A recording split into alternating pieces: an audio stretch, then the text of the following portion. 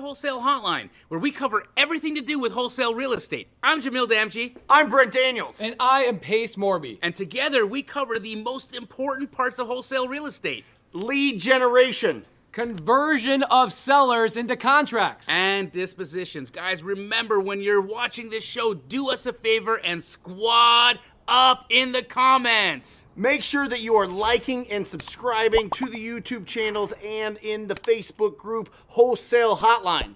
Most important, we want to know we're doing a great job for you and helping you build your business. So go give us a review on iTunes and or Spotify.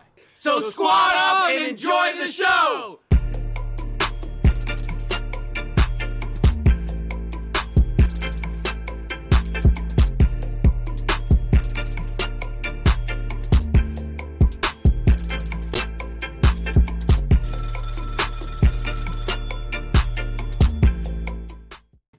Welcome to Wholesale Hotline. We have a special guest tonight. Come on. We upgraded our co-host Jamil to Ken McElroy.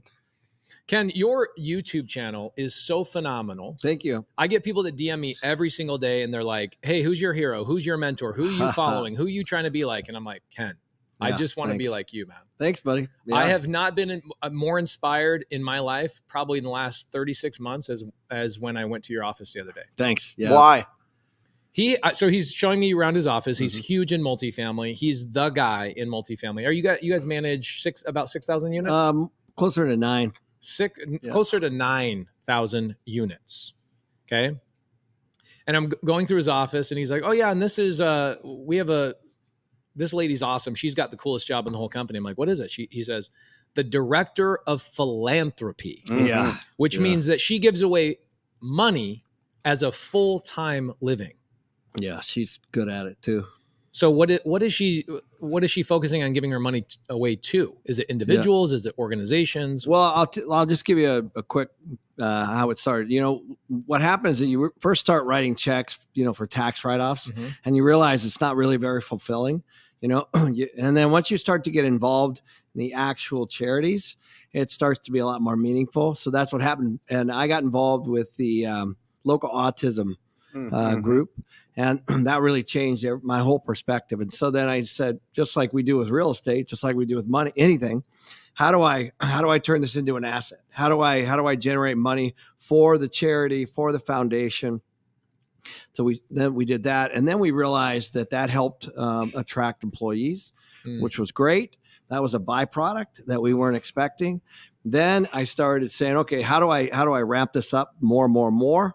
And then it started kind of getting out of hand financially. It was good, so how do you do that? So a couple ideas. Okay, we do 5-6 million in flooring a year. If you want our contract, you need to fund our charity. We'll sign the deal with you. Wow. So appliances, so these are things you can do once you start to figure it out. And then of course we also have on our quarterly distributions, we fund from that as well. So, we're talking about millions of bucks a year. And then it's completely employee run. So This was cool. Actually, this is what happened during the pandemic. When all of a sudden it became like our why, because we didn't lay anybody off, but our employees' families had problems. So like an employee would come to us and say, my husband lost his job. And so we were doing, I think $3,000 checks to our employees. So we did about $300,000 just with our employees in-house. So, so we can, it's discretionary, right? So we can do it to food banks, we can do it to whatever, but it's all completely employee run. That is phenomenal. Yeah. Are you talking about SARC? Yeah, I'm on the board. Are you really? Yeah. SARC. Well, I spent a lot of time with SARC. Yeah. It's a great organization. Yeah. My son is on the spectrum, and we went through all the early interventions, went through all the training there. Incredible organization. So I'll tell you, that's a crazy story. I'll tell you what happened there. So my friend Neil Balter, who's going to speak at Limitless this year, started California Closets, and he has a son that is autistic. So Neil got involved in SARC because of their son. Sure. So we call it, for people to look it up. What is it? What's it called? What's the acronym? SARC, SAARC. Yeah. Yep. Great organization. So Neil's involved trying to help his son. Yeah. And Neil gets cancer. Now at this point we have the big walk, we do, there's like 10, 15, 20,000 people that Yeah. show up for this walk. Yep.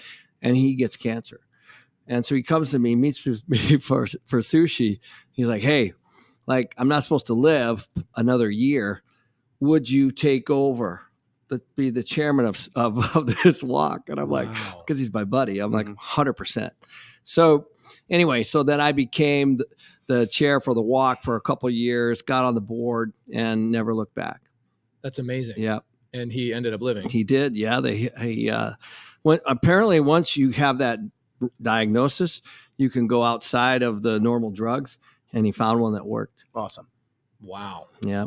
So Sark, you guys identified this charity, and then you started figuring out that you can recruit employees from this because you think it's because the vision of the company attracts higher level people? I think so. Yeah. The employee, here's what we found is that employees, they're always looking for a company with a heartbeat, a culture. And so it's a piece. Obviously there's a lot of reasons, but we do find that probably later, when I say later, when you're hitting like 40s, 50s, you're kind of looking for something a little bit different than you are when you're 25. And so we've attracted a lot of top talent because of our core values and our, and our philanthropy. And so we got to hire a director of philanthropy.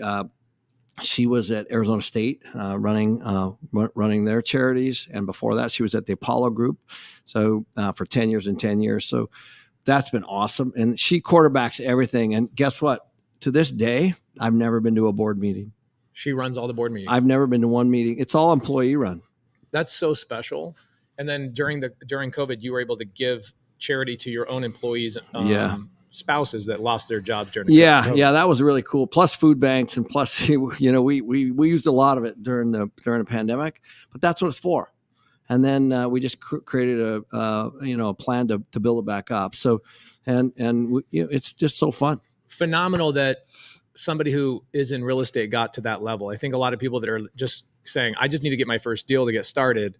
For me, if I knew that what the rainbow looked like at the end of what the pot of gold looked like at the end of the rainbow, I would have something to aspire to. And that's what I loved about going to your office and seeing all the departments, all the people. I mean, you walked me through, interviewed, introduced me to everybody in your office. What's up, live studio? What's up, twins? The twins are on time, right on time.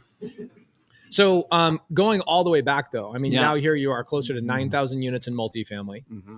You've done quite a bit. Yeah. I mean, you've done a lot. I mean, you run basically, from my understanding, you're running all of the units between you and Robert Kiyosaki. You help manage even his assets, correct? Yeah. So what happened was I was already buying projects. I was buying lots of properties, and I was in a group called EO, or Entrepreneurs Organization, years ago. And my buddy knew Robert. And at that point, you're just trying to get in front of anybody to see if they'll invest with you, right? So he helped set up a meeting with Robert. Robert had just launched Rich Dad Poor Dad, and I got a meeting with him at Phoenix Country Club. Wow! We sat down, had a cup of coffee. That's a great club. By the way. That was it. Yeah, and I met him and Kim, and they had just kind of retired. They had just written the book. It wasn't the big, phenomenal book that it is now, but I read the book. Before I met, that night, because I knew I had a meeting with him next day, and I knew that would be helpful for the meeting. And I liked the book, and I started chatting with him. The next thing you knew, he invited me to one of his seminars. But he was added to our list, as you know, just like anybody else. And then he talks a lot about us, but he along with thousands of others are in many of our deals. I love it. Okay, so for somebody that just wants to get started, did you get started in single family or multifamily? Single, yeah. I started on site property management in college, because it was free rent, right? So I was like, this is awesome. I was making. Where were you? What city? I was up in Seattle, and I was going to school, and I took I had a 1-bedroom apartment. I was making $600 a month, and finishing up. And I learned on the ops side, the operations side. And along the way, I bought a 2-bedroom, 2-bath with my own cash. And then I bought another one. And then I was out of money. So I was like, okay, I'm going to have to figure out. And meanwhile, I'm managing this. It's only small property, 60 units. And the owner drives up with this incredible Mercedes. And, I grew up in construction and I knew how to fix stuff. And it was just, I was hands-on with everything. I was painting, cleaning units. You learned that from your dad? Yeah. My dad was in construction and my mom was a hairdresser and my dad was a contractor. So we just did everything. We never had anybody come to our house. We just did it. So I knew all that. So anyway, I fixed it up and I was like, man, these, people that don't pay rent, I flip those out for people that do. I need to fix this place up. I fixed it up. About 3 months later, he comes in. He's like, nice. Good job. Thank you. And then we had to increase the occupancy, increase the cash flow, all those things. I was sitting there and I'm like, I'm on the wrong side of the desk. No doubt. And that was it. I decided to get my real estate license and never looked back. I dabbled in a bunch of smaller units first. And then, smaller units, meaning duplexes, fourplexes, stuff like that. Yeah. And then I made the big jump to 182 units. Damn. So your first jump to 182 units, did you raise capital for that or did you have your own money? So no, I had to raise capital. So obviously took less of a percentage on the general partner side, raised the money. It's interesting. What got me the deal was that I saw it. It was pretty simple. It was 182 units. The rents on the first floor were the same as the second floor. Now that might not sound a lot, but this was a senior property. And because I had managed so many deals, I knew that, okay, well, why are the upstairs vacant? Well, no seniors want to walk upstairs. So you just increase the downstairs. Plus you do a whole bunch of other things, on the operations side. And I knew exactly how to increase the NOI before we bought it. What does NOI stand for people that don't know? Net operating income, which is just expenses, my income minus expenses. Before any debt payments, right? Yeah. Of course, that's the other piece, right? The debt has to work for the cash flow. But the important thing I think for people to understand before you buy something is you need to know the exit. The exit for your cash, not necessarily the exit for the property, but the exit for the cash. So I was always solving for the money. So I raised $2 million, put 7 on it of debt. I'm into it about $9 million roughly. And when you raised the $2 million and you acquired the $7 million of debt from your lender, did that $2 million include the down payment to your lender plus any renovation costs? That was everything. So that was all you needed was $2 million to get into this deal. Yeah, it was $2 million. Now keep in mind that was a long time ago, right? I still own it, by the way. Awesome. Isn't that insane? Yeah. So incredible. That's one. I have a long-term strategy. We find mentors along the way, all of us, right? Well, one of them was a guy by the name of Leonard Litwin, and he owned this building. And you look him up, New York Lenny, they call him. That's what Trump called him, New York Lenny. And he was, at the time, he was on the Forbes list, owned this one asset in Sun City, Arizona. And we basically did the deal over the phone in a handshake. So you called him yourself? Yeah. Well, yep. This is cold. What year was this, Ken? Jesus, I knew you were going to ask me that. I want to say it was 20 years ago. 20 years ago. Okay, yeah, so this is like 2003, 2004, somewhere around there. Yeah, it might even have been before that. Okay, got it. So this is before like skip tracing exists, before basically... Everybody's phone number was on the internet. Yeah. Right. So do you remember how you looked this guy up? Yeah, I found out his nephew or his grandson was out here from New York, was renting a property at a property I was managing. I connected with him. He was kind of overseeing this deal. And he was a trust kid and not really running it very well. And so Mr. Litwin started calling me. And so I got involved and I saw the deal.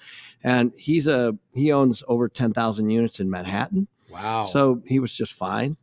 And this was one asset. I realized that this was one asset that he built out there because of his grandson. He was trying to do a favor for his grandson. Like, hey, let me keep you busy. That's what it looked like. Yeah. So I got all that information. And next thing you knew, I owned it. And you still own it to this day. Yeah. I like long-term, I don't even know what it's worth now. Probably 40 million, something. You bought it for 9. It's now worth 40. Something like that. In 20 years. Yeah. Crazy. Yeah. I think I've easily refinanced it 3 times. And so this is the interesting thing about multifamily that people don't quite understand, especially the majority of our audience right now wishes they could get into multifamily at some point, right? But they're primarily single family focused. Yeah. And they don't understand exit strategy on multifamily. right? I think they might think, guys, in the side comments, please tell us what you guys think the exit strategies are for multifamily. I think a lot of people think I'm just going to cash flow this for the rest of my life. I'm going to let it pay all the way down, and then I just have free cash flow. That's probably what most people are thinking. Yeah. The second thing I believe they think is that you're going to own it for 5 or 6 years and then sell it once the property appreciates and you've raised your rents, and you're going to exit that way. But not a lot of people truly understand that the real game plan, the smart game plan, is pulling out tax-free money every 7 to 10 years. So, and that lesson came from Mr. Litwin himself, who I bought it from. No doubt. Yeah, because he owned 10. He was born in the late 20s, and he was, the time we met, he was in his 80s, and you should listen to people that own 10,000 units in Manhattan that are in their 80s, and that he said, listen, trust me, the inflation's going to push everything up. You're going to, as long as you manage this thing and cash flow it, it's going to be worth a lot more than $9 million. And so, and now it's sentimental. It's like that, like that first car or the shirt or something. I won't sell it, and it's always full because it's in a senior area. Yeah. Sun City is only growing, which is great. Yeah. More and more people with COPD and breathing issues, more and more people are retiring here still, even to this day. But did you try and negotiate down from the 9 million? And is that why he's like, Ken, believe me, bro, this is going to go. It's going to work out for you. Yeah. It's funny. No, I don't recall. I wasn't listed, so it wasn't. It was just something that we came up with. He was so big picture at that point, still is. But he just wanted his grandson back to New York, I think. Really? Do you think that you had to have bought the duplexes and the fourplexes and some of these smaller units and and been in property management for him to trust that you could get the deal even closed? No question. Right. Yeah. That's a great question. Yeah. I had a track record. His grandson knew me. I knew him very well. You also knew what you were talking about. I'm sure when you got on the phone with him and you said, look, this is what I'm going to do. He was like, damn. This should be your asset. Exactly right. Yeah. So it was, I'll never forget. I literally, I tell everybody, this is back when, we had to paper it up, but we cut a deal literally over the phone off a trust. Mm-hmm. I knew him at this point. There were some other things that had gone on at the project that I was trying to unwind for him. And I was, just doing what we would all do. And next thing trying to bring value. Yeah. Yeah. And then the offer came, when he said, well, I think we're going to list it. I go, well, I'll buy it, and then we just put the deal together. So we did paper it up, but there was no LOI. There was no back and forth. Right. There was, and I knew the value was sitting there in the rent roll already and on the expense side, because they had done some stuff that, under, prior management that wasn't good. We talk about recognizing potential, right? When you're getting started in this and you've never talked to a property owner at all, you're not going to recognize the potential that you would recognize after going through and evaluating and looking and being in property management, understanding what could be done with this property. I mean, there's definitely levels to this business.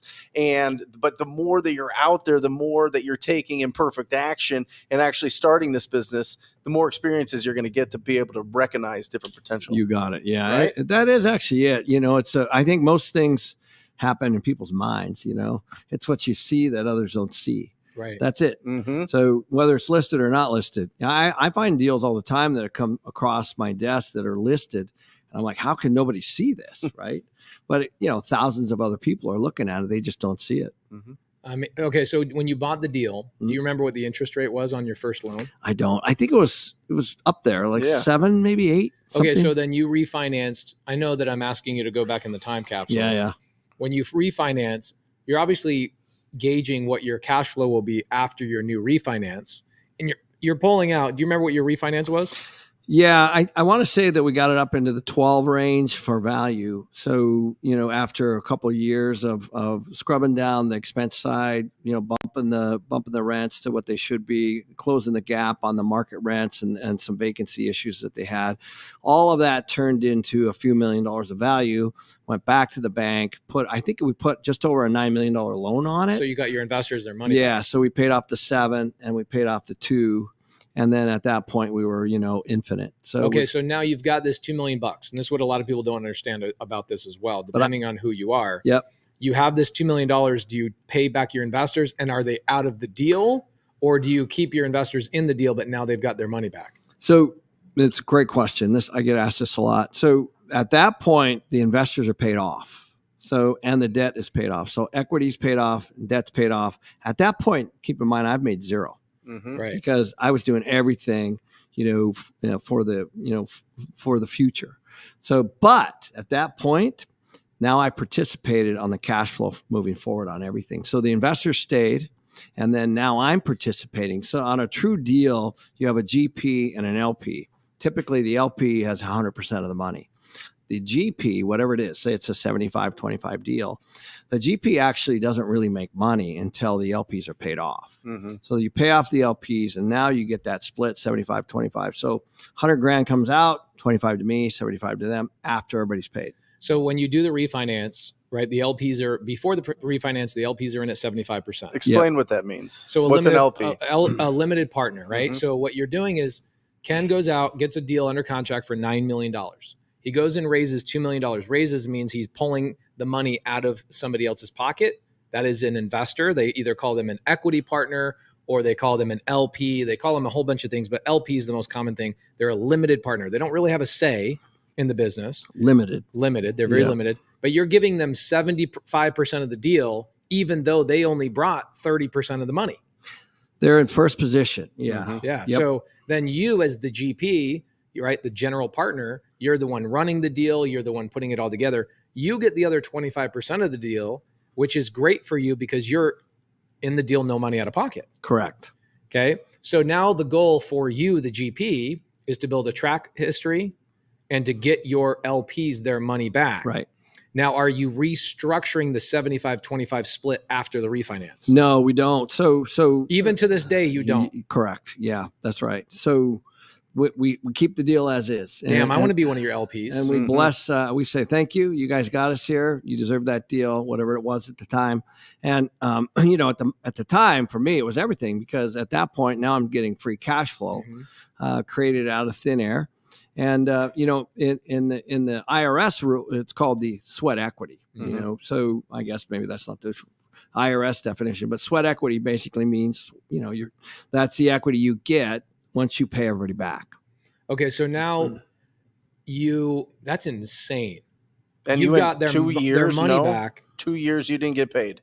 Oh yeah, no. Well, I was also managing the property, so I got a management fee as I was doing the work, right? But of course, I had overhead. But that's like that. paying the bills and doing all that kind of stuff. Yeah. But I think that's the way it should be. I think that if you're taking somebody's money, you should be on the backside. And by the way, now of course, I have money in every deal. I'm on the LP side too, right? So I invest alongside of all my investors, but there's also the GP side that if you can create that kind of value, if you can generate $3 million in 3 years, let's say, there's no investor that's going to say I don't like that deal because that's what's called a waterfall. So the first thing in the waterfall, when there's a capital event, let's say there's a sale at $9 million, the very first thing that gets paid is the debt.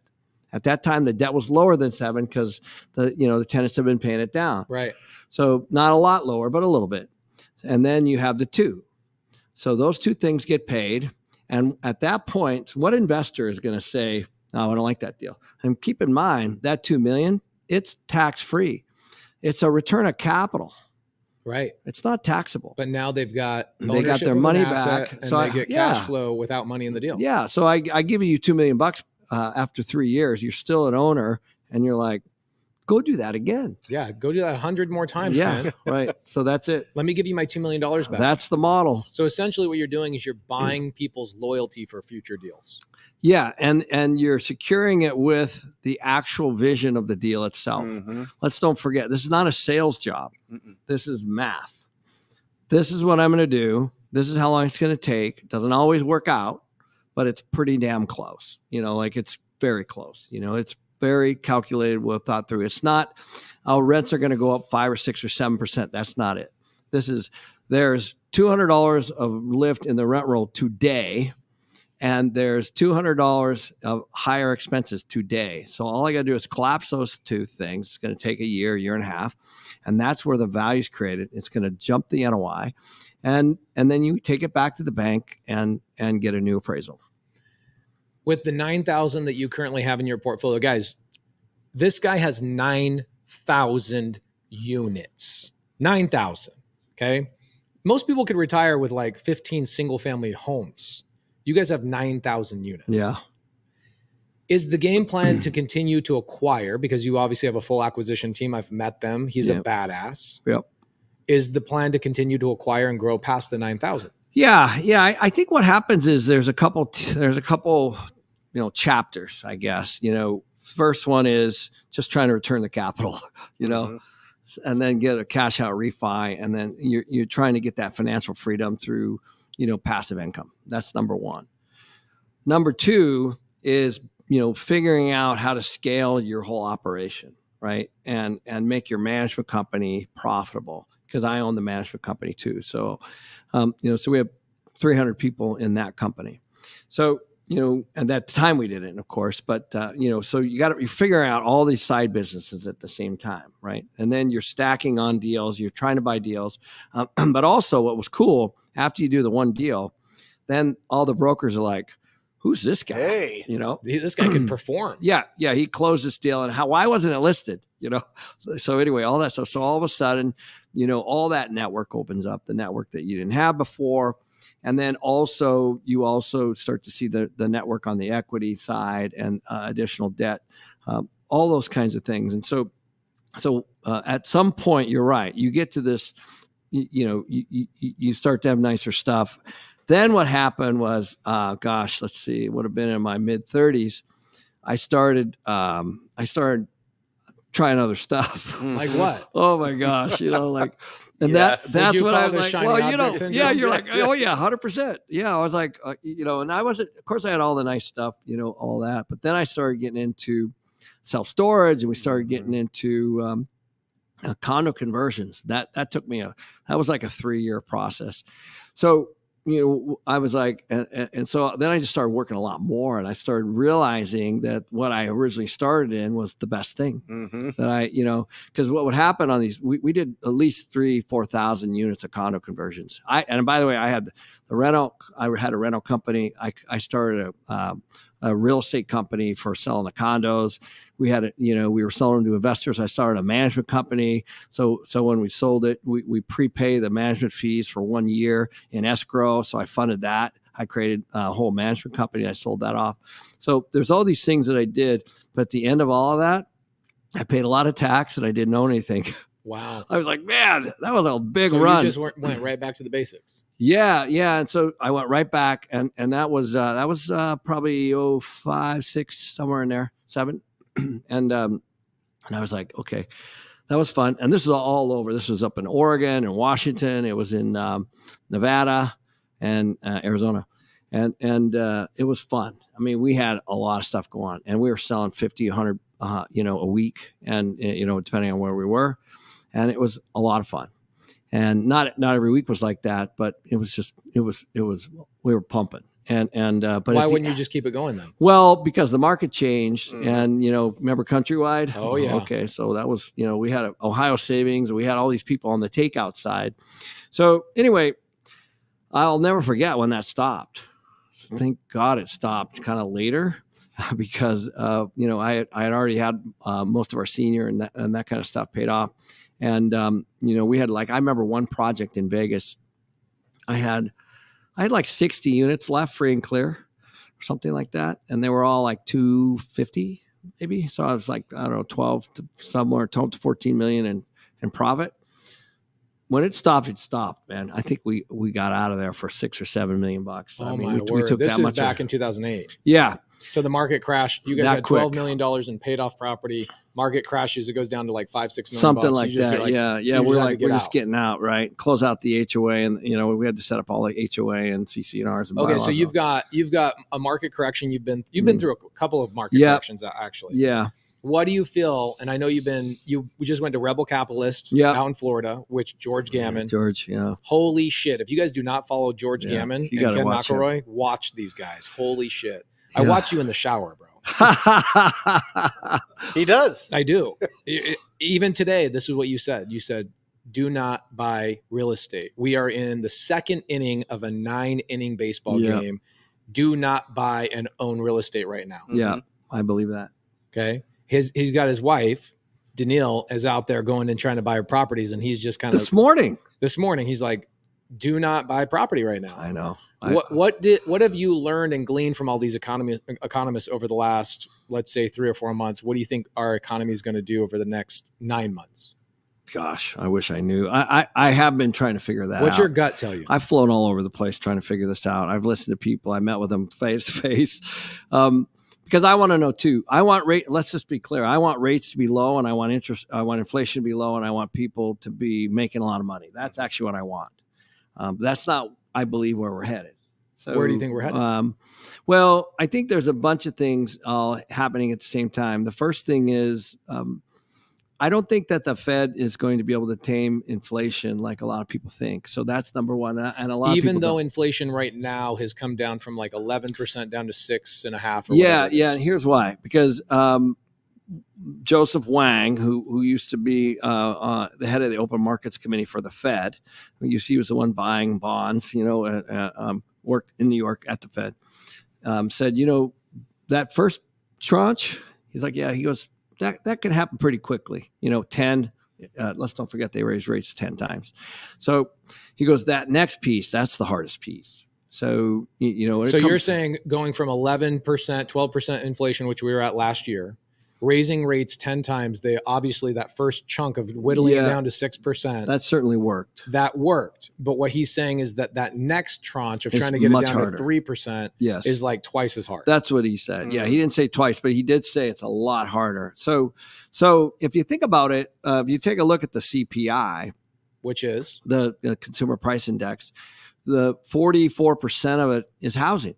Period. Now that's single family and multifamily. A big part of it is energy. Some of it's wages. So I think the Fed has a couple. They have a couple things that they're going to fight with. One is when rates go from 3 to 6. Let's just say, what you have is you've slowed down purchasing of houses. You've slowed down a lot of things, purchasing of anything that you're buying on credit. That's good, and that's what they're trying to do. That's actually what they were trying to do. The other side of that is that now the banks, the banks are paying 4 or 5% on their deposits when their loans are at 3%. Right. So the banks are in trouble. So you're looking at like small regional banks are going to be in trouble. I believe they are, and I believe that anything also that's on a commercial side. So we'll talk about office buildings or retail. I feel like, and I think where we're heading in this conversation is commercial office space is going to get smacked in the face. Yeah. Big time. There was multifamily, the debt situation that's coming up as well. I think we got to talk about that as well. Potentially. Yeah, for sure. We'll go there. But if you take a look at, there was a sale in San Francisco, right downtown, like State Street, like Main and Main. In 2020, this office building was valued at $250 million. It just traded at 70. Holy! Last week, because of distress. Yep, because of vacancy. So you take a look. I don't know the real number, but I've heard somewhere between 30 to 35% vacancy in San Francisco alone. And so there's no way you can service debt. First of all, the equity's gone. Whoever it is, doesn't really matter if it's from. Probably not a bunch of small guys investing in those kinds of things. It's probably pension funds, insurance companies, all the big, the big Wall Street money. They just lost all the money. It's gone. Yeah, and there's a bunch of defaults. PIMCO, BlackRock, they're defaulting. Even Musk told the landlord, screw you. Mm-hmm. He's like, I'm not paying you, because he's renegotiating his leases and he's got 80% less employees. So one landlord's already lost his building, and for Twitter. So these little stories are all over. and they're not just in San Francisco. They're in New York, they're in Boston, they're in Chicago, they're in Seattle, they're in Portland. They're in LA, and they're all over the place. And there's a lot of people that moved out because of COVID and pandemic, and their employees don't want to go back, and there's all this stuff going on. So that's why I think office buildings are in trouble, because. Do you feel like office buildings, out of all the sectors of real estate, is the biggest falling knife right now? Yeah, I do. I think it's the first one, and then I think there'll be others. But it's going to be interesting. There's 1.4 trillion in commercial debt. Think about that. That's a lot. Coming due by the end of 2024. I also heard you say this morning while I was in the shower listening to you that consumers have $1 trillion in credit card debt. Yeah, they just passed that. And Never in history before have we ever hit $1 trillion in credit card debt. We just hit it. It's crazy. Well, does it ever go down I don't think it ever goes down in the history of credit? We have the lowest amount of savings in people's bank accounts, and the highest amount of credit that we've ever seen. You look at their, if you just Google FRED St. Louis, Fred, and look at personal savings, just type that in, you'll see it's a spike straight down.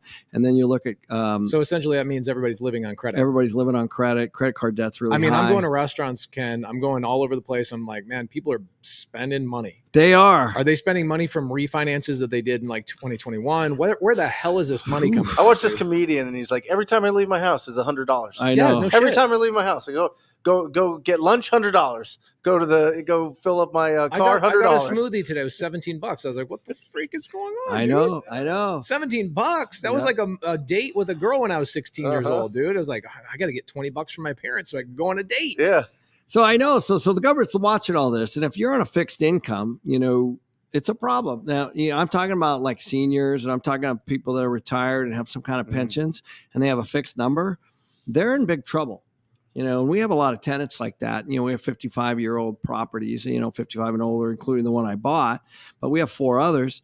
And, these people they get $1,200 a month, let's say, or $1,500 a month or something. And I know, Social Security and all that stuff's being adjusted, but sometimes that money's not.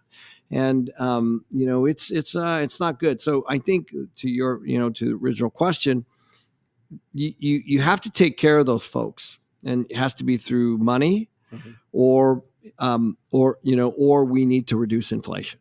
Are you saying taking care of them in terms of UBI, like a universal basic income? Potentially, or stimmy money, or whatever you want to call it. So if you do stimmy money, inflation's going to kill us. Correct, right. And if you lower interest rates, inflation will kill us. So or not inflation, but appreciation, and it's inflationary. So we're between a rock and a hard place. Yeah, that's where at least the Fed is.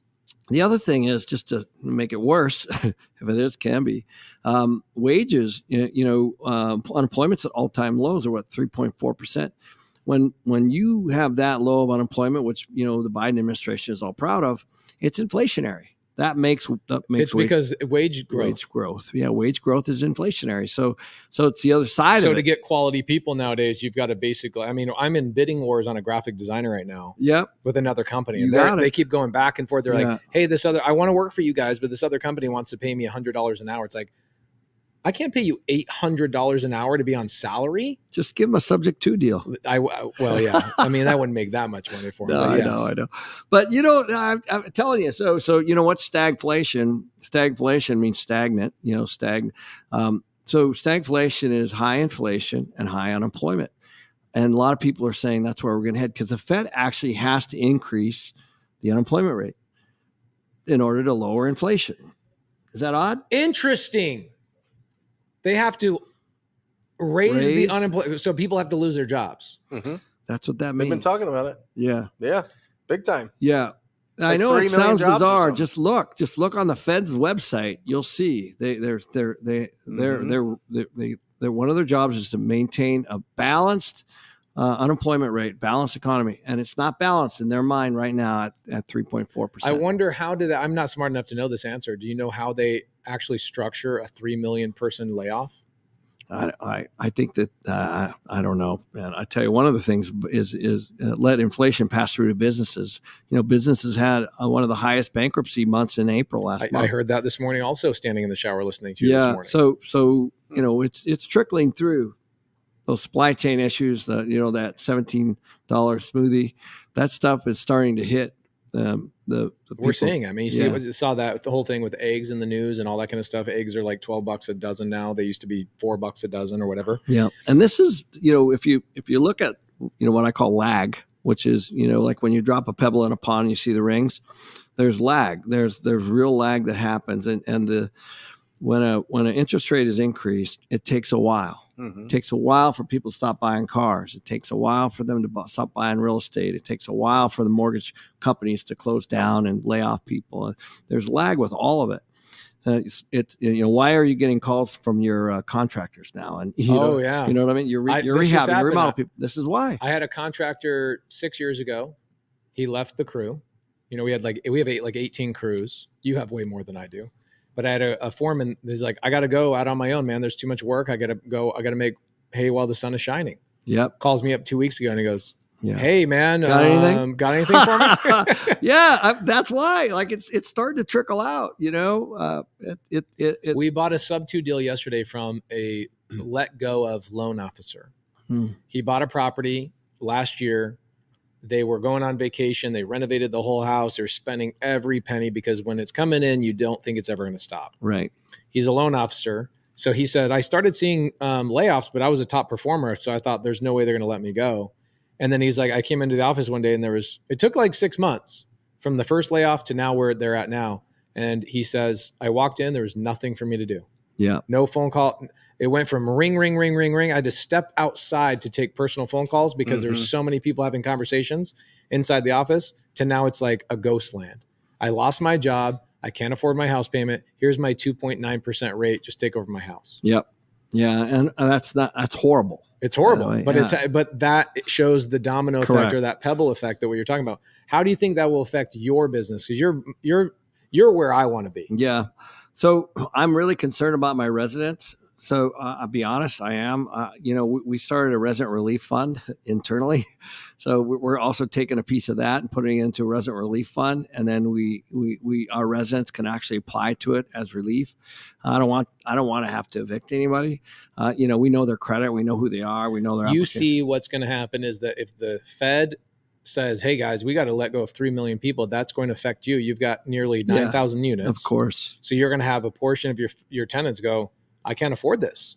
But where the hell else am I going to go? Because if I'm in an apartment, there's nowhere else that's less expensive. Yeah. So that's where the stimmy money comes back, or the UBI, or, I don't know if this is some big master plan or not, but it's definitely, when multifamily and single family are so very different. Everybody groups it into one category, but they could not be more different. The truth is, if you're in a multifamily asset, you want to buy a house, period. You want to be out. You don't want to rent. Mm-hmm. You're talking about the residents at your multifamily properties don't want to rent from you. They want to get out. Their ultimate goal is to get out. Most people want to get a down payment and move out, right? And build that equity and pay down their loans and all that kind of stuff. I believe that. And I mean, I'm just going over history. Anytime the economy is rolling like this and rates are low, the home builders are all over us. They're flyering our properties. Why rent? Why rent when you can own? So it's just the way it is. And so the point of that is, so when houses are so high and interest rates are so high, mortgage payments are high. And so all of a sudden it just pushes people into rentals. So what's happening is, the single family market is, I don't actually think single family is going to crash. I just think it's unaffordable for a lot of people right now. And it's just keeping them in their rentals. So what's going to happen is that these people that would normally, the market, when it's stable, they're supposed to be doing both. You're supposed to have a solid, let's say 90, 95% occupancy, and homes are supposed to be selling at a pretty good pace. Mm-hmm. Well, that's not happening right now. So there's not a lot of houses selling. People are defaulting into rentals, which is, in a good way, if you're a landlord, it's a good spot to be in, because these people have to rent, and therefore it puts a lot of pressure on them, and rents go up, and vacancy goes down, and all those kinds of things. So I think we're heading into, under Biden, we're going to go into this, what I call a renter nation, which is, you think about it, in Europe or Asia, or everybody rents. Right. To own a home in a lot of. So do you think that that's a natural historic curve that every government has to go through? It's possible. I'm looking at it because it's interesting when, when economy gets so old, like I'm talking about like Europe, let's say, you go to Rome or Italy, everybody rents, right? It's very rare. It's like the old school families have, own stuff, and you can buy stuff. Don't get me wrong. What is your business doing? Are you guys still looking at deals to acquire? Of course. Yeah. It's still not that you guys aren't buying. It's that you guys just change your numbers. Cash flow. Yeah, we always buy with cash flow. So we underwrote 14 deals last week, our acquisitions and our analysts. And, we were anywhere from 3 to 6 million off of what the seller wanted on everyone. So do you feel like that's also a ripple that happens as well, as that it takes a while for the sellers to catch up with what's going on? In the marketplace? So a seller on the multifamily side, think about why, if something was, let's say, 100 million a year ago, it's 75 today. No shit. Oh, for sure. 100%. So now is the time for you guys to gobble up deals. On multifamily. Maybe 25. So maybe even with more renters coming into the market. Yeah, I'll tell you. I'll tell you why. Here's why. So you guys know what a cap rate is. A cap rate is so cap rates went from 4 to 5. That's 20%. Period. So what was once 100 is now 80, just by seeing cap rates go up 1 point. So you take 4% into your NOI, it's 100. You take 5% into your NOI, it's 80. Mm-hmm. It's just that simple. It's just pure math. So if rates go down and cap rates go down, then of course you go back up. Right. But that's if. So is the challenge with what you guys aren't going and buying properties cash, no matter how big you guys are. You guys are going out and acquiring loans. Yep. And you're raising capital. Yeah. And so if you're acquiring and getting loans, the challenge with multifamily, this is what a lot of people don't understand about multifamily, is that you guys have very different debt structures than single family. Yes. Right? Like a single family investor is going out and getting fixed 30-year terms, typically 95% of the time. Okay. It's fixed 30-year terms. With multifamily, you guys are typically getting bridge financing of 5 to 7 years, somewhere around there. So yeah, and I'll just add one more piece. So with a single family, they look at your FICO score. With multifamily, they look at your NOI. I think that's important to understand. So the bank's looking at the asset to pay back their debt in a big commercial deal. On a single family, they're looking at you. Mm-hmm. And they're saying, can you pay it back? What's your... It's the horse versus the jockey type of thing. 100%. So in single family, it's the jockey, and multifamily, it's the horse. You got it. So that's really important to know. And then from there, you decide, what kind of debt do I want? Do I want short-term bridge? Do I want long-term? And that's really a choice. You have a lot of options to be able to decide what kind you want. So I feel like everything that I'm hearing, I'm in multifamily. Most of my multifamily has been purchased with seller finance. Yeah. And I know you guys do the seller finance as well.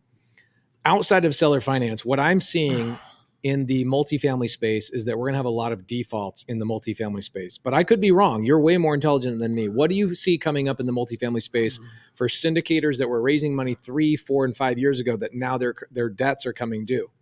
So so let's go back to that cap rate discussion. So let's just say cap rates went from 4 to 5, which they did.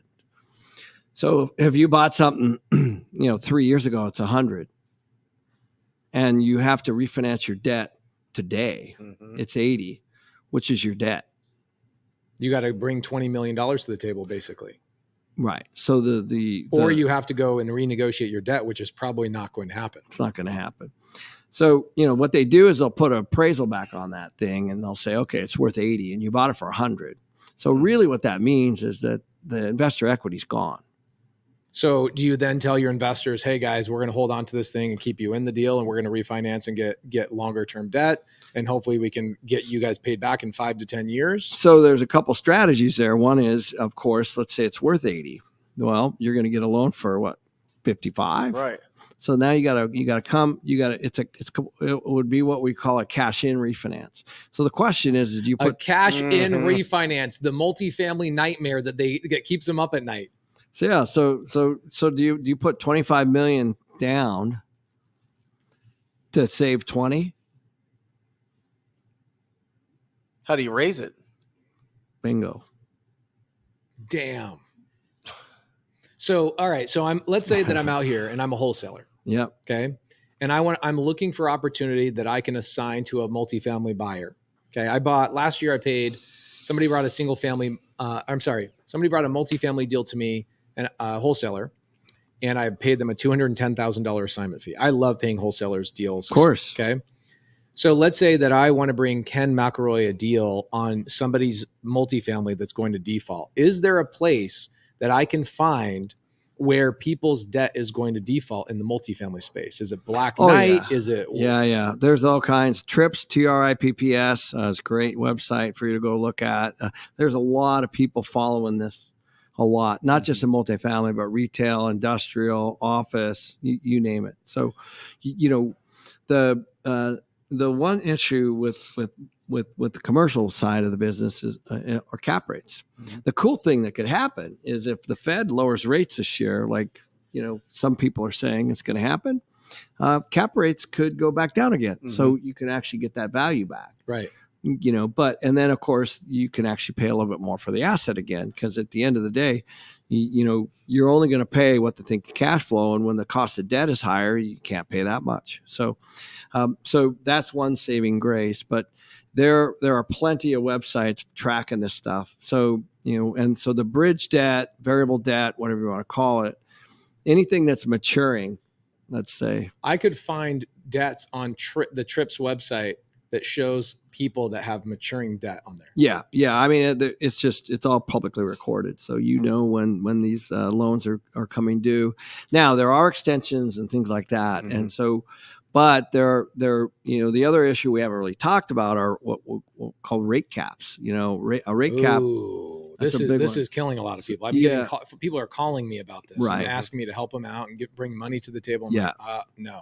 So rate caps are simply an insurance policy against raising rates. That's all. Mm-hmm. But a lot of people were not getting these insurance policies when they were available because they didn't think interest rates were going to go up. Yeah. So we buy rate caps on every deal, regardless. Because you're seasoned. At the time, it was $25,000, I think. Tell people what this is. Like 4 times. It's math. It's literally just capping a rate. So you're basically saying, I'm buying this multifamily deal at $100 million. Mm-hmm. Yeah. And I'm going to buy $25,000 insurance that says if the rate goes up, there's a ceiling that my rate can't go past because I bought insurance. Yeah. So let's say you're at 3% and you're making that deal. And so you buy at the time, I think the rate cap was about $25,000. You get maybe 2 points. So, so it goes from 3 to 5. 3 to 5. So it's still not good, right? So I mean, that could still kill all the cash flow on a deal, right? It could, yes. So that's part of what you're looking at, the rate cap and how much it is compared to how much the cap is. And so, but there's a lot of people that didn't buy them. So that's number one. So what that means is, of course, all the cash flow's gone, plus they're burning through the capital. Well, maybe, but any cash that they have, any kind of reserves that they have, they're chewing through it. Yeah, they're chewing through it. Yeah, so that's what's hitting right now. How long does that insurance go? Is it 5 years? That's a good question. There's 2 and 3 year rate caps, and now, of course, the rate caps are a lot more. So I bet. Yeah. So the people that bought the rate caps, let's say 2 years ago, 3 years ago, now that debt is coming due, or not the debt's coming due, but the rates are going up. Yep. And they bought the rate cap. They're sitting here praying. Yeah. They're praying that in 24 months or less, mm-hmm. the rates go back down. 100%. Otherwise, they're toast. Correct. And meanwhile, they're burning cash right now. Is anybody currently? What's your question? What do you got? What happened if the insurance company went bankrupt? Investors. Right? So the question in the audience, by the way, is what happens if the insurance company goes bankrupt? I have no idea. That's a good question, though. It's a good question. Yeah. They get bailed out. Yeah. That's what happens. The government bails out. Yeah. Silicon Valley Bank, be another one of those. Probably. Ken, in single family, I don't know anybody that has reached billionaire status, me personally. I've met a few people that are in multifamily that have reached billionaire status. If somebody's aspiring to say, one day I want to be a billionaire, is there a certain amount of units that they have to aspire to have under management to get to that point? Well, I think it's going to be a lot easier now with this new administration and inflation. I think you Just hold the property long enough. Just you'll hold become it a while. It'll be fine. You know, yeah, I think it's just again just math. So if you're buying something that's $200,000 or $300,000 a unit today, and you put that deal together, it's cash flowing. It's highly probable at 5% inflation. That in 20 years it's doubled. Yeah.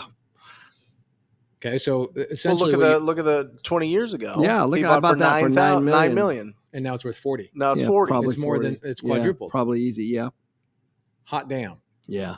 Is there better times? Like if you're looking at this thing, I saw so many of my friends like keep cash to the side. They didn't get over their skis in 2008 and 9. And then 2010, 11, 12 came. They bought up all these properties and now they're worth 4 or 5 times what they bought it for. So I'm sitting there like, maybe this is a great thing. Maybe if everything crashes down, not crazy, you know what I mean, but it crashes down a little bit, it's going to be a great opportunity to get those up. Absolutely. Right? Yeah. I'm super optimistic of what's happening. You know, it's just for people to understand real estate and how money works. This is one of the best things that could happen. Yeah. When I'll tell you when it's hard, when everybody's buying it. Right. So, because you're competing. Which has been the last 10 years, it feels like. The last 10 years have been hard. Yeah. So, you know, and then the prior 10, that's really when we made most of our best deals. Right. It was very common for us to be bidding on 200-300 unit projects. There'd be 5-6 bidders, you know.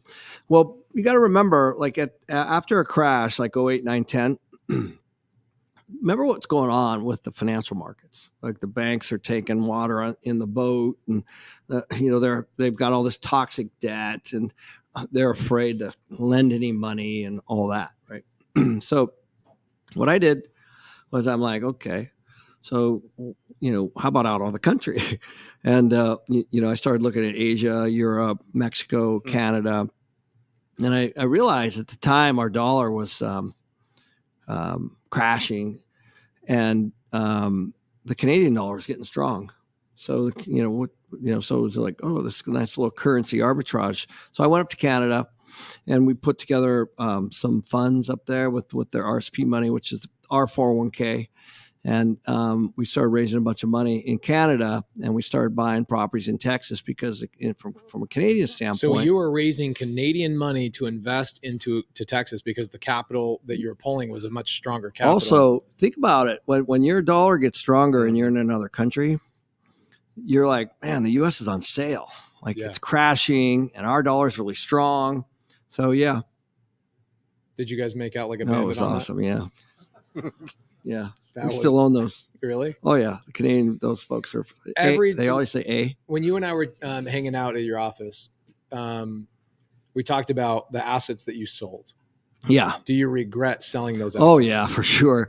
Yeah, it's funny. Well, so what happens when we bought way more than 9,000 units. And what happens though when you're acquiring, you think you make all the right good decisions. You know. Great location, great this, great that. And you have all these people giving you all this great information. Well, it doesn't always work out that way. Sometimes it's just the wrong corner or wrong side of the street or whatever it might be, And so there were several we bought from banks. I bought some from Silvergate Bank, actually one of the banks that went down, some from La Jolla Bank. So, during a banking crisis, they're a great place to get real estate. So you're going directly to the bank that probably foreclosed on an operator. Is that 100%? Okay. Yeah. So that's a great way to find assets, and I think you're going to start to see some of that next. And the problem is you might be catching a falling knife too, right? Mm-hmm. So you don't know, is it at the bottom? So I remember one deal. So what you're saying is the operator defaulted on the loan, the bank took it over, and there might be a problem with the property that still might not be worth of. it. Yeah, right. Yeah. Because the bank, you think about it, if you're the bank, I bought. There was one property in Arlington, Texas. I remember the bank came to us. I can't remember the exact number, but they were going to give us the property, give it to us. Mm-hmm. Literally, it's like, hey, would you take this for the loan?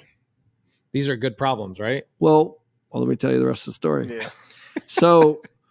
We dig in. I'm like, okay, obviously this is awesome. Yeah. And we had a relationship with the bank already. And I'm like, it needs about $2 million worth of work. This is there's negative carry, and there's, the place is cannibalized, and there's a bunch of work on the roof and paint and all that kind of stuff. So it needs about $2 million. So let's just say it was 10 million. They were going to give us an asset. They were going to give you a $10 million asset. It was something like with no that. debt. Just take this shit off our. Take it was their debt. Yeah. So they were trying to take their 10 million off of their balance sheet and hand so it they're to going me. to sell it to you subject to, basically. Yes. And I said, well, I need another $2 million, and but after I took it all, you got to take it again. Just go back to So math. you were basically saying, give me the property subject to. I'll take over your existing debt. Yep. But you need to pay me $2 million to do so. They were going to loan us another $2 million. Got it. So you're going to have basically a second lien position for the $2 million. The good part is the bank was the equity, right, and the debt, right. So we take that asset over. But once I put the math on it, literally the what are the rents plus the expenses? What's the NOI plus the cap rate? It wasn't worth 12. So now imagine, so the bank's like, okay, I hope he does this deal because I'm taking on 10 million in debt and I get another $2 million loan. And, most people would take that deal. Today, it looks pretty obvious you'd want to take it. But back then, why would you do all that only to have something that wasn't worth? Now, that's given the cap rates at the time, given the interest rates at the time, given the rents and the expenses at the time. So we passed. Now, not without first saying you need to write down your debt to 7 or 8 to make that deal work. We need to buy it for, I want to say, $9 or $10 million. You want to be all in at $9 or $10 million. Yeah, because again, we're we were okay with doing all the work. We were okay with fixing it. No problem. I had the team and everything. I was confident I could do all that. But at the end of the day, what's it going to be worth when it's fixed? And it wasn't worth that 12 million.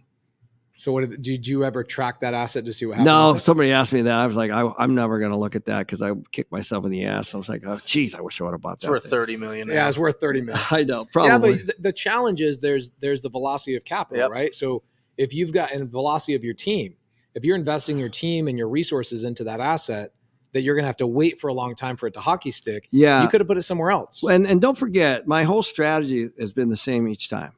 If I'm going to get that, it has to be worth more and has to cash flow.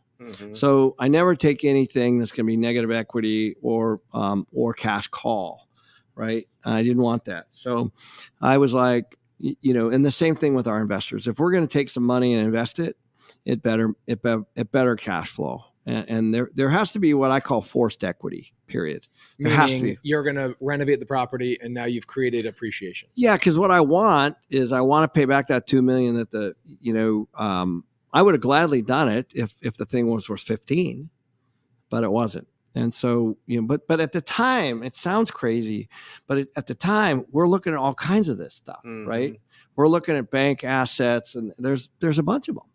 And so you're saying, and the banks are holding their positions because they have the debt on their balance sheet, and the banks aren't supposed to own real estate.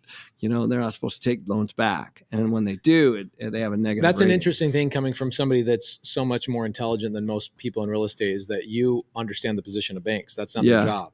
They don't want these. They don't want these loans on their balance sheet. It hurts them. Yeah, they get. They're rated. And how? Well, they're rated, and again, like the banks are in the market to make money on their loans, and when they take them back, then they start to be looked at, right, negatively, right, just like we would, as it's a business. By the way, people are loving this. Oh, this is the first time. This is the first Wholesale Hotline in how many episodes have we done? 171. So we've done 171 in a row. We've never missed an episode, so over 3 years. Nice, congrats. Okay?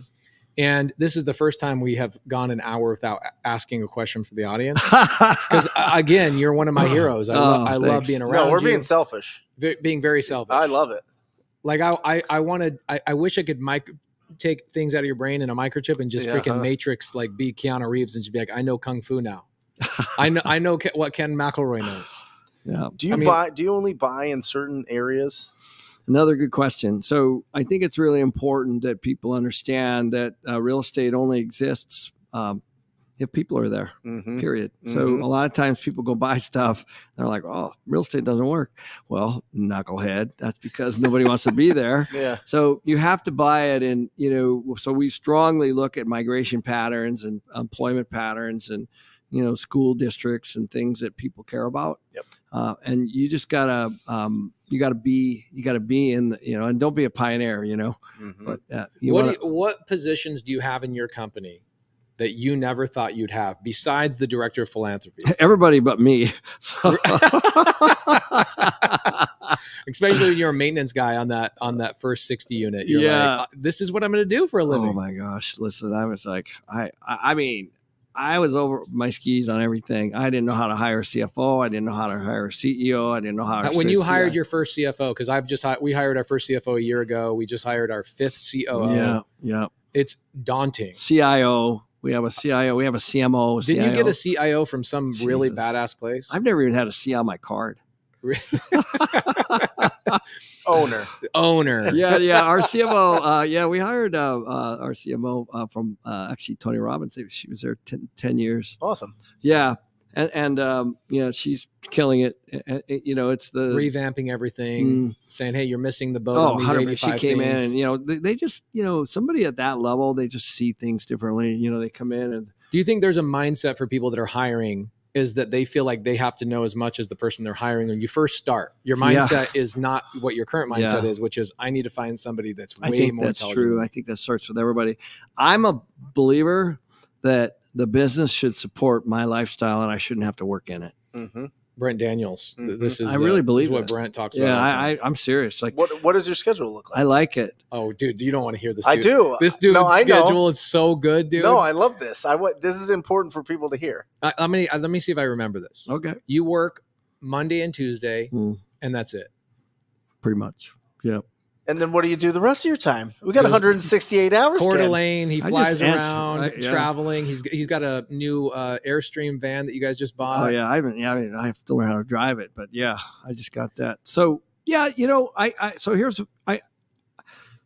you can spend your day managing. There's never ending things to do, but we've figured out a system to where I run. My partner and I, Ross, we run. The whole company on 90 minutes a week on Tuesday. Mm-hmm. So I have an investment committee call for an hour. Hold on. Say that one more time. 90 minutes. A week. Yeah. One meeting that you and your partner Ross have. Yeah. Who is in that meeting? All the C's. All the C-suite. All this is gangster. Yeah. I know it seems obvious for you, but when you're brand new. I'll walk you through everything. So here's what we do. So each person has a department. I'll just pick on our CMO. Our CMO has a 1-year, 3-year, and a 5-year plan that we put together. And each one of those is broken up into 90-day chunks. So she has a 90-day chunk of goals. So I only want 1 to 3 goals a quarter. That's it. So that's all I track. Are you on track or off track? That's it. So you do that for every single thing, for our construction, for our CIO, for whatever we're doing. You just break it all down into those chunks, and so the only thing that you're managing are those. And of course, those are often. I do have meetings on those, on our quarterly goals for each department. I'm involved, right? Because I want to make sure that they're the ones that I want and they're wanting. Everybody's. What aligned. are the questions you're asking, Ken? Oh, so many. Well. Most of the time, most of the time when people are setting goals, they set easy ones a lot of times. Mm-hmm. So you've got to push them. Or they're big and aspirational. They're too big. Mm-hmm. So that's part of the processing of, like I'll give you an example. When our CMO started, one of the goals was to redo 30 websites in 90 days. That seems like a big task. That's what I thought. Mm-hmm. But she did it. Yeah. And then the next goal is, okay, so how do we drive traffic to those, you know what I mean? So you just chunk it, cause it can be super overwhelming. And we have the same stuff for, our assets and our property management. And then I run these departments also independently running, hiring people, interviewing people without your involvement? 100%. Yeah. Cause that's all part of the goal. So like we would identify something, like for example, okay, we don't know anything about Google. Just as an example, that might come up. Okay. So, do we need that position full time? Can we contract it? Blah, blah, blah, whatever. And so we ended up deciding that we wanted somebody in house. So that was one of the goals for the quarter. So we hired, I think Ryan, a year ago. So now he comes in and fills that slot. So, those are the kinds of things that come up. So we go through HR, we go through accounting, the asset management, the property management, the marketing, the whole company. And so all those people, and of course we have 6 construction projects going as well. So we have, $300 million in construction. And so, we have the head of construction on there. So, and everybody has their own battles, right? But, just chunk it down and let them do their jobs, and then just have one or two or three things. That's it. Okay. So you've got your meeting, 90 minutes. Everybody comes in, they go through their goals. Is this a physical meeting or is this all virtual? It's a Zoom. Okay, it's a Zoom. Okay. Are you in the office with Ross? Ross is, no. I haven't. Yeah, Ross and I see each other a fair amount, but he's in Tucson. I'm in Scottsdale. Okay, I was just going to say, why would anybody want to live in Tucson? But that's another conversation. That's a whole different. That's a whole nother thing. Tucson's pretty great, but okay. So you've got this meeting. Is this intriguing to you or not? I love it. This is no joke. Okay, for guys like us, we have about 700 employees between multiple businesses. And one of the things that we're struggling with right now is our C-suite. How do we get our C-suite upgraded? Yeah. And a lot of it is us bottlenecking it ourselves. Yeah. Right? Going from the solopreneur to the now entrepreneur. It's a big thing. It's how you start. I mean, you're used to everything going through you, but then it's like that. I always joke, I have friends that are doctors and, CPAs. And I'm like, dude, you're working 60, 70 hours a week because you can't delegate. That's why, if you could just, figure out better systems. So I wake up this morning and I look at my schedule and I'm tempted because I track everything on all my businesses on one sheet. And every Monday I go through on all my sheets and I have either a phone call, a message, an email or something to everybody that's in charge of these businesses. Yeah. And I get done with these meetings today and I'm like, damn, I have 4 hours. I don't know what I'm going to do. That's good. It's great. Yeah. It is a great thing. But do you remember the time? It's not good for him. He gets real itchy. He'll start a business. He'll just start something so new. I had to think about this. Okay. This is why I was listening to your podcast this morning. I listen to yours all the time. And I'm sitting there going, okay, I got 4 hours. I can either my job, same thing with you, is that the face of your company, your job is to direct traffic to all your companies, right? You're the visionary, you're the face. So how can you get out there more? One thing that you do better than anybody I know, truly better than anybody. I don't know if anybody's giving you this compliment. You know everybody. Like anybody that makes money in Phoenix, you know them. Yeah. And they're a personal friend of yours. Yeah. The guy that created California Closets is one of my good friends, and I took over his board position. Yeah. You when I hung out with you for those couple of hours at your office, you rattled off names that I'm like, oh my gosh. Yeah. So you spend a lot more of your time networking and spending time with other visionaries and collaborating is what it sounds like. Yeah, there's a couple organizations that have changed my direction, my life, my perspective. Got me going from being all business to family and then business. Let's say, and then one of them is EO and the other is YPO. So those two, I'm in YPO now. What is YPO? EO is Entrepreneurs Organization. YPO is Young Presidents Organization. Yeah, and they're just great. And they're it's a peer-to-peer network. So you're not supposed to be selling between each other, even though some people do that. And they're just people, trying to figure stuff out. So when I got into YPO, I was EO, you can kind of grow your business and kind of bootstrap it, and I would say it's a little bit easier, but YPO is different. Those are all the big names you talked about. Those are people running big businesses in town. And by the way, YPO chapters are all over the world. So these are everybody has the same stuff.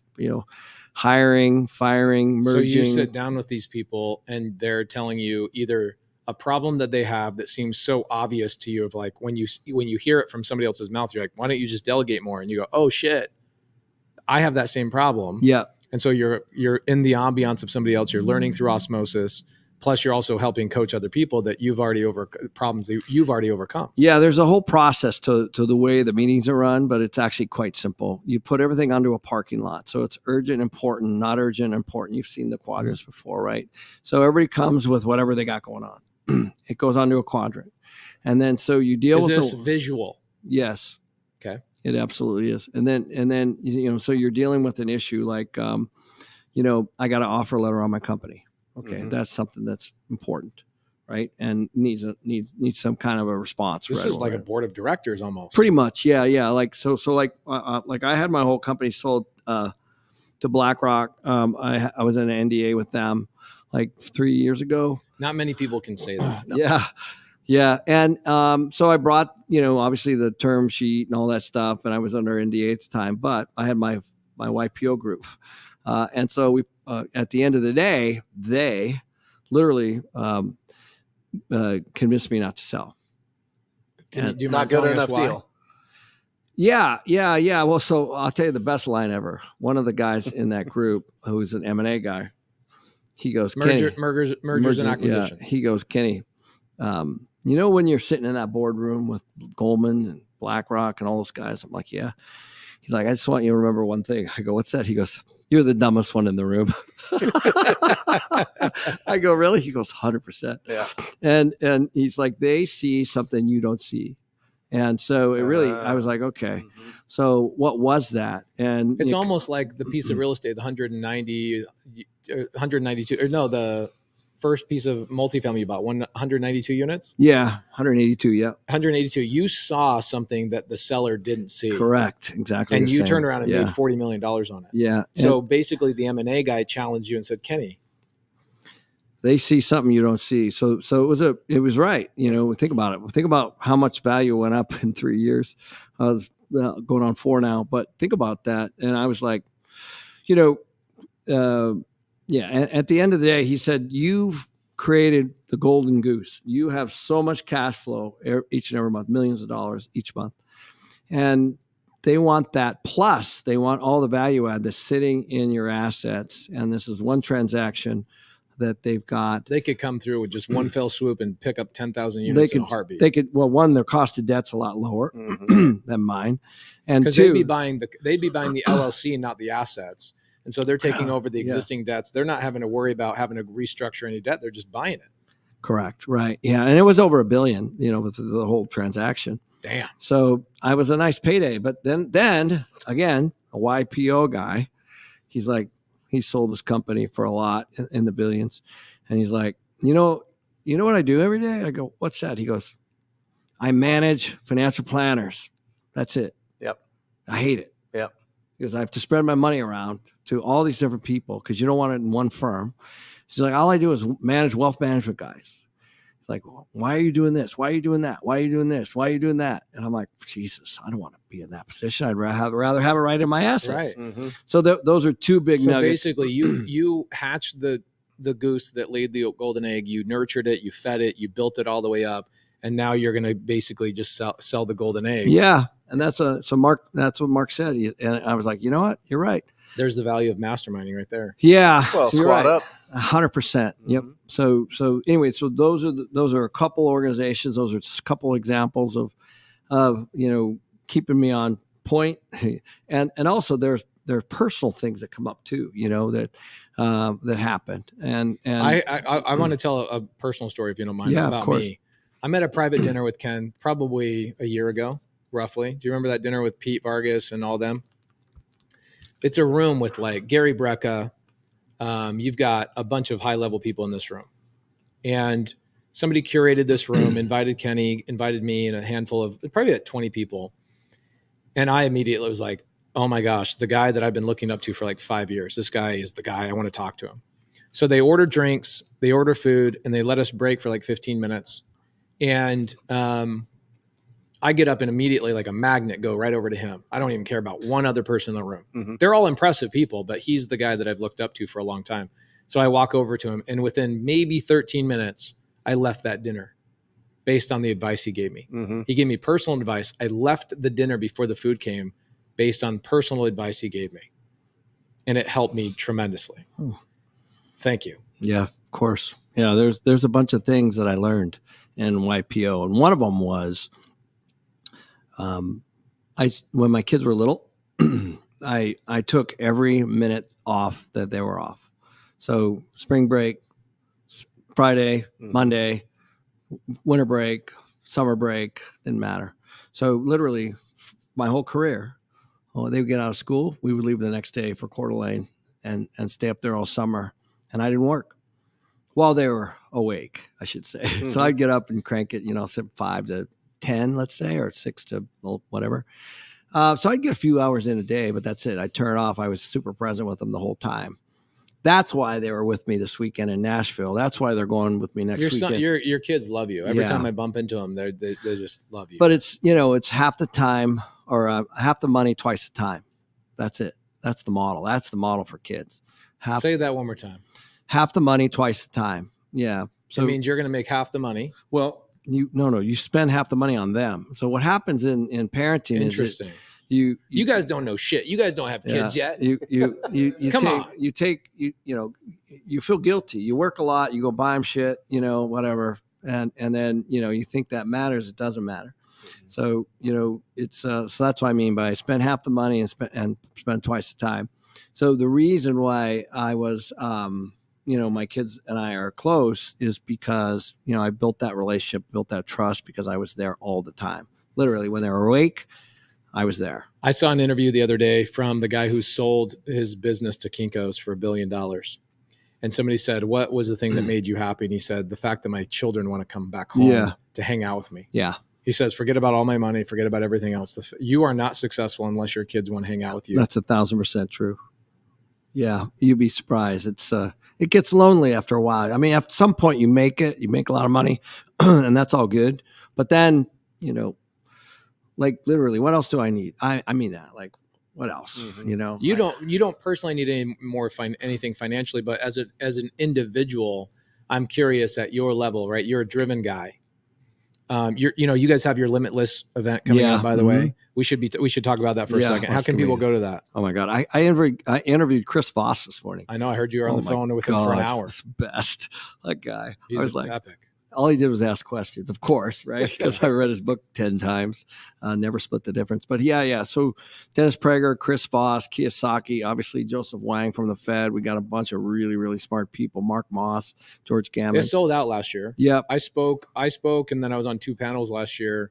And I'm sitting there going, the quality of the people at this seminar is the highest quality I've ever seen. Yeah. And they're hand selected. Literally, they're people, our goal, we don't want selling from the stage, just pure education. Not that people don't do deals there, they do, but I think we're heading into troubled times. Chris said it perfectly this morning. He's like, what should I talk about? We were going over everything that I see, and he was going over everything he sees, and he said, how to negotiate during troubled times. I'm like, that's perfect. That's exactly what people are trying to figure out right now, whatever it is. So, yeah, that's coming up the 15th, 16th, limitlessexpo.com. It was, I gave you guys this compliment. I walked around. This is how good the event was.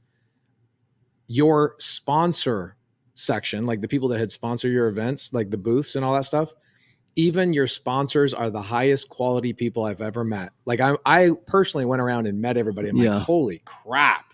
That's because I was super anal about that too. We made sure, I knew like all the questions that I get, you guys all have, we all have. Where do we want to put our money? Gold, silver. I had a crypto guy there last year. Probably won't be there this year. But you want to, like, these are the same people, and I want to make sure that they're people. I said, listen, no selling. Like, you need to educate these people as to, the whole picture. And so we have these conversations with these sponsors and these people to make sure that they're educating. Because I don't have a problem if you're buying oil and gas. I don't have a problem if you're buying gold. I don't have a problem if you're buying crypto. But tell the truth. Like what are the things that can go wrong? And so that's kind of where we focus. So you've got the event coming up this next month. Where can people go to get a ticket? Yeah, limitlessexpo.com is the best place, and we got 45 speakers this year. Phenomenal. Why do it?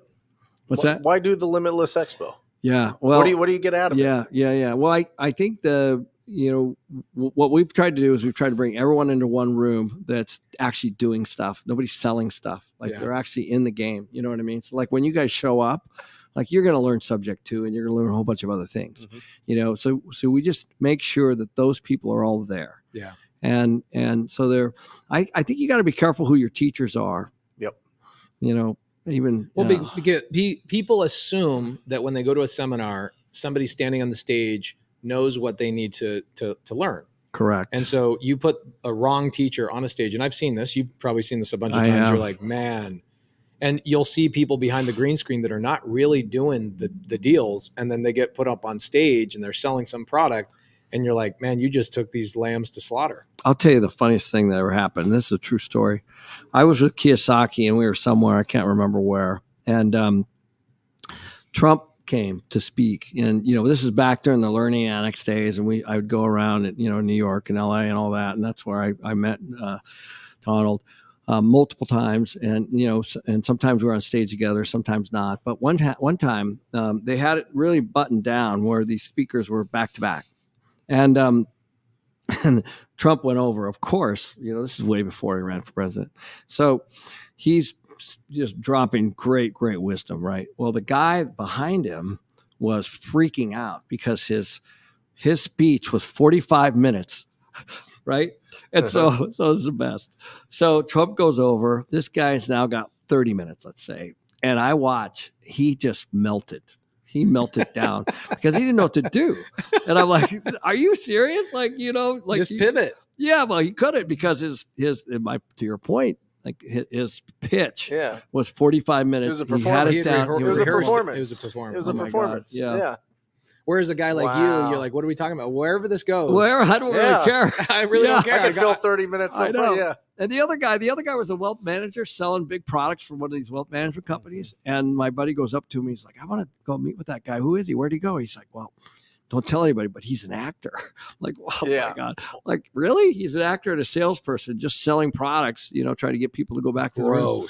I hate that stuff. Well, we have 10,000 of them now on YouTube. I know. It drives me nuts. Yeah. For real. So that's, I guess, to your point that these are vetted, these people, you were there. These are not speakers, by the way, like Neil Balter, my buddy from California Closets. I'm going to sit down with him on a fireside. Yeah. And they're all freaking out because they're not speakers. These are hardcore entrepreneurs.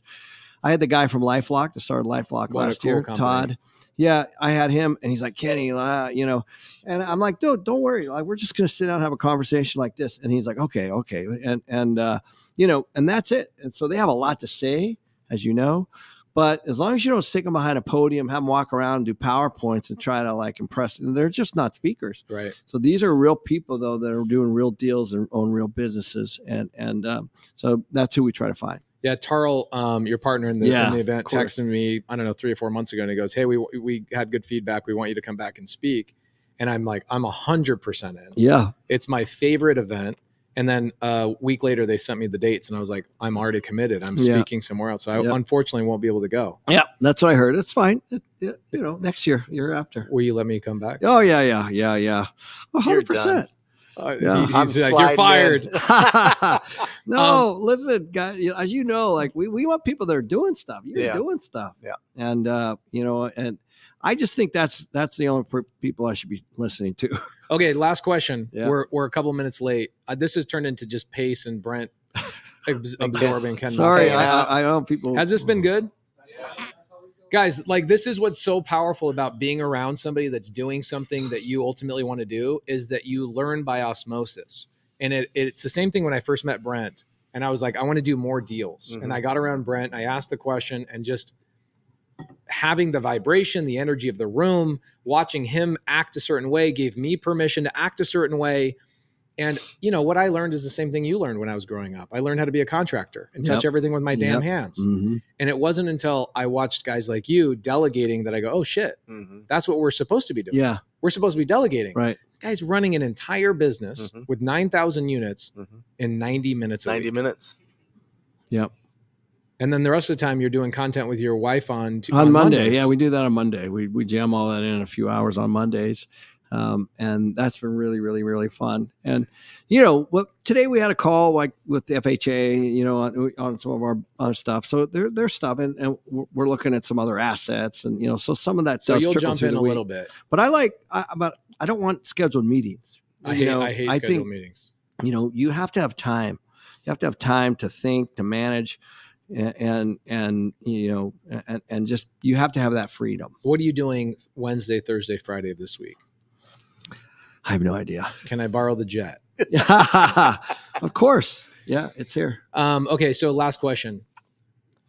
At your level, what is the next level? What's the next thing you're trying to accomplish? Legacy. Yeah. Legacy, yeah. okay. Yeah. So bringing on, we're targeting, people that are, they're 20 years into their career. They're bumping up somewhere, where they're high paid, but they're, just high paid. They're high paid W-2s, high performers.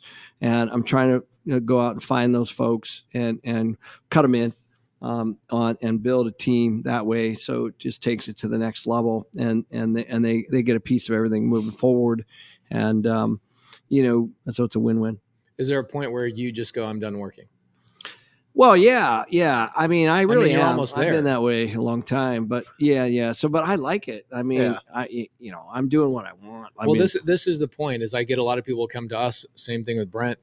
We're not at your level, but they ask us, why are you still working? Yeah. Because the mindset that they have is, well, you're making, millions of dollars a year. Why would you continue to work? And I'm like, because I freaking am obsessed with what I do. I love it. Yeah, it's fun to start stuff, do stuff, and hang out with your buddies that you're doing jobs and deals with. Yeah, it really is. It's calculated, but it's calculated risk, I think, in a lot of ways. But I don't know. I have friends. I got like a couple mentors that are 70, 80 years old. And I'll tell you one story. This is a great one. This guy's 90, and he calls me up. Is he here local? Yeah. Well, he is now. He lives in the Midwest. He calls me up. He's like, Kenny. He's like, I'm like, how you doing, Dwayne? He's like, good. He goes, hey, I got a few $1,000,000. I just come out of a 1031. You got any deals? And I just started laughing, man. I'm like, this is the best. Yeah. And, I talked to his sons, and they're like, yeah, man. Like, it just kept him sharp. It just keeps him sharp, and he's not going to the office every day. He's just doing a little bit here and there, but it's just keeping him, and involved, engaged, he's pumped, yeah. And so I was on the phone with him talking about 1031 strategies, and what he should be looking at. But he probably made several more phone calls after me too, and and so I think that's probably what I'll always be. I'll be that deal junkie, wheeling and dealing, yeah. Guys, give it up for Ken McElroy. Yeah. Wow. Nice to meet you. Legend in the game. Have a lot of people saying, I want to be Ken when I grow up. This has been unbelievable. Tons of great comments today. So thank you guys so much. We have thousands of comments from today. Had about 1,500 people tune in and a good 500 people thank staying you guys. live. This has been great, man. Always great seeing you guys. Kenny, you're amazing. Love Thank you. guys. Appreciate you. You're the best. Keep pumping out great content. We will see you guys next week on Wholesale Hotline. Love you guys. See ya. Or just say squat up. So squat up and enjoy the show. Yeah. Okay. 1, 2, 3. So squat up and enjoy the show. What are you doing? I didn't say that thing. Why? I don't know. Okay. So squat up and enjoy the show. Cool. I think we should use the one where Jamil doesn't say anything.